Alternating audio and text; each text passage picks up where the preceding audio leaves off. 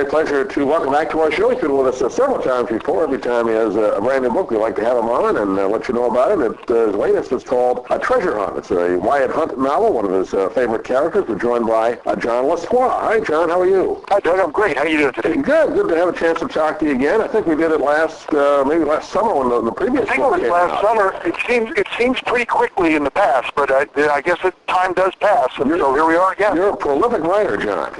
I'm putting out a book a year. I don't know how it happened, but they keep showing up, so I got to keep putting them on shelves. Is that a discipline that's easy for you to write that frequently, or is that something that your contractor says you have to do? Well, can we tell the difference all the time? I'm not so sure. Yes, my contract does tell me I have to write a book a year, so that's what I've been doing for the last 13 or 14 years. It's pretty good. I know the fans that have followed your career and have read your other books. Wyatt Hunt is one of their favorite characters, and I guess it's one of yours as well. Is it challenging to come up with different ideas for him? Well, not really, because, the kind of world we live in, there's always something bad going on if you keep your eyes open. And what happened in my case with Wyatt Hunt and this new book, Treasure Hunt, is I was just reading the paper, not looking for an idea or anything like that, and then suddenly there was a headline in the paper about the biggest charity in our town, and it was being indicted by the federal government for misuse of funds, and the leader of it, the executive director, who happened to be a very well-known politician, was under indictment as well, and all kinds of stuff was up, federal contracts for grants, all of this stuff was going to get jerked away. It's a very, very big story. And I said, wow, wonder what this is all about. So I called the reporter who wrote the story. And she told me, oh, this is the tip of the iceberg. She said the nonprofit world, the charity world has a lot of wonderful, wonderful people working in it doing good work, but there are a lot of scammers out there. And in this case and in other cases of research that I did, we found that there are hundreds and hundreds of thousands of dollars, if not millions of dollars, being scammed from people, who were donating money for good causes, and the money never got to the cause. When you see a story like that, John, how does that lead you to write a story about it where you don't exactly use, the same plot? Does that just kind of give you plot lines, and then you kind of go from there? Or how do you work that? No, I just started from there, and then I realized that wouldn't it be cool if you had, 4 or 5 different agencies, it turned out, this is what's so ironic to me. I actually started doing this work thinking I was making up these agencies in San Francisco, and the analogous agencies really exist, and we really were doing all that stuff. In fact, there were criminal indictments out against several of these places. So it's almost like you couldn't have invented a better story. So I just took what was there and fictionalized it and turned it into this plot. It's kind of funny. I mean, I think I'm the one guy writing these kind of courtroom books, especially, that is not a lawyer. I just kind of make all this stuff up and try to get my research right. And it's the good thing is I think I fool most of the people most of the time, which is kind of my job as a novelist. You want to have puzzles and fool people, so it's great. What is some of the process for you? Of course, this character you know so well since you've written other books with Wyatt Hunt in it. How do you kind of keep it fresh in your mind for things that maybe he does or he says in the book? Well, I never have a problem with any of that kind of stuff because these people become so real to me in the course of writing a book.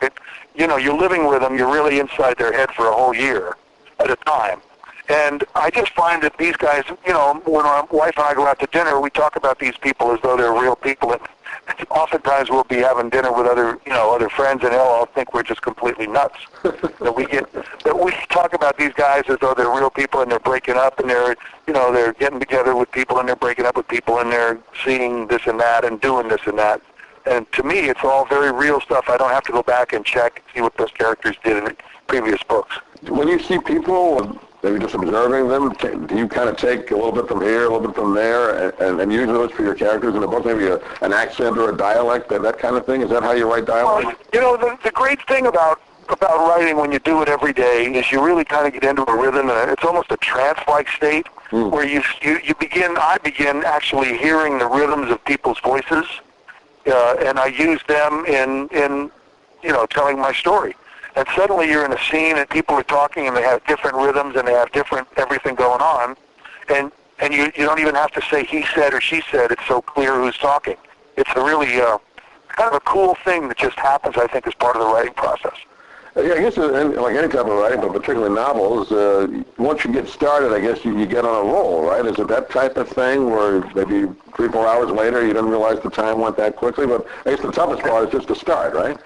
Yeah, that's exactly correct. I mean, really what happens is you start writing and you hopefully get some living characters on the pages. And then somewhere, I don't know what page number it would normally be, but at some point, things start kind of happening by themselves. It's really a magical experience, and it's wonderful to have. And that's your kind of your clue that you're on the right track and that you're writing a real book that people are going to relate to. How about, I think I've asked you this before in previous books. I'm sure you've had movie deals with them. Any thought perhaps with this particular book? Well, it's a little early for this particular book, but we have had, actually I'm writing a screenplay right now for the Hunt Club, the prequel to this book. And we're in negotiations with Lawrence Fishburne of CSI, who wants to play Abe Litsky in the Dismas Hardy television show. So, our fingers are crossed. It's a slow process, but we're hoping one of those two things will develop and we'll have movie interest. Well, NBC has some time available on their schedule now, John. Maybe you can make a series. Yeah, well, I've got 160 pages written of my next book, and I have to tell you, I don't really feel it's due on April the 1st. So I have 200 pages to write in a very short time, and so I don't think I'm going to be really out on the streets too much. Well, I think just talking about television, it seems to me that's the genre people like now. You mentioned CSI, Law and Order has been on for over 20 years. These types of stories, I think people really gravitate to, don't they? They do. I mean, everybody's interested in, in seeing justice done, and I think really it isn't done that often in the real world. A lot of times we are all disappointed by the outcome of things. And so it's really, really refreshing to pick up a book and see the bad guy get caught and the good guy come to some good, and everybody's happy at the end. I really love that kind of story. And technology has changed in that field, so I guess you have to kind of keep up to date on the latest techniques of crime solving too, don't you? Well, I feel I run into this every single time. When I finish my books, I go down and I talk to my consultants, who happen to be a couple of lawyers and a couple of cops down in San Francisco. And every book, they go, "Oh no, that's not the law anymore. You can't do that." Or, "No, they got to do this." So they go back, and I have to go back and change all of the things, so that at least all the books are true to life as they would be in the current time. But it's kind of challenging to keep up with all that stuff, I have to tell you.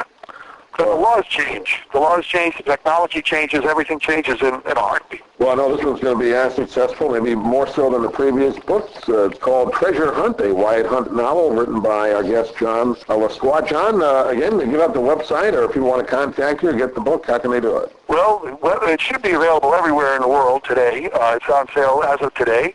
But it's also, you can go to my website, which I have two of them. One is called The Hunt Club, which is a lot easier to spell and say than johnlescroart.com. But I do have johnlescroart.com as well. And I'm also on Facebook. There'll be all kinds of opportunity to pick things up. Anything will direct you to my website, and that'll get you to places you can buy the book. Lescroart, if you want to. That's it. It's the weirdest name in publishing. Not at all. Well, John, it's always great to have a chance to talk to you. I'm sure we'll do it again when the next book comes out sometime this year. But thanks for being with us again. It's called Treasure Hunt. Sounds great, Doug. Thank you very much.